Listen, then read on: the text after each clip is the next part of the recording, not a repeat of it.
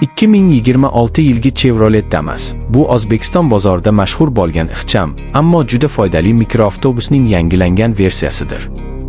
Ushbu model avvalgi avlodlarga qaraganda yanada qulayroq, zamonaviyroq va tejamkorroq qilib ishlab chiqilgan. Damas har doimgidek kichik biznes egalari, oilalar va yetkazib berish xizmatlari uchun ideal tanlov bo'lib qolmoqda. Yangi 2026 yilgi model tashqi ko'rinishda biroz o'zgarishlarga ega. Faralar shakli yangilangan, bamperlar mustahkamroq va aerodinamik jihatdan samaraliroq. Kuzovning metal qoplamasi sifatliroq bo'lib, zangga chidamlilik oshirilgan. Orqa tomonda esa yuk joyi kengaytirilgan va pol qismi silliq, bu esa yuk ortish va tushirishni yanada osonlashtiradi. Salonda esa yangilangan panel, zamonaviy multimedia tizimi va qulay o'rindiqlar o'rnatilgan. Endilikda konditsioner, elektr oynalar va USPortlar ham qo'shilgan.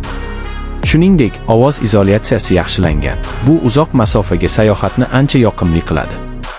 Texnik jihatdan 2026 yilgi Chevrolet Damas 8 litrli benzinli dvigatel bilan jihozlangan bo'lib, u tejamkorlik va ishonchlilikni o'zida mujassam etadi.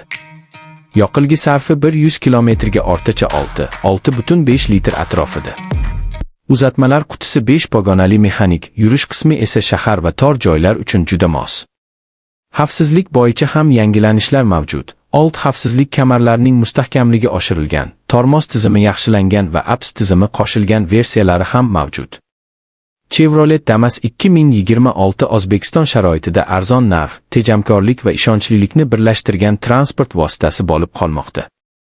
U kichik tadbirkorlar, oilaviy foydalanish yoki xizmat ko'rsatish sohasida ishlaydiganlar uchun eng qulay variantlardan biridir. Agar siz amaliy, ixcham va iqtisodiy mashina izlayotgan bo'lsangiz, yangi Chevrolet Damas 2026 yilgi model siz uchun eng to'g'ri tanlov bo'lishi mumkin.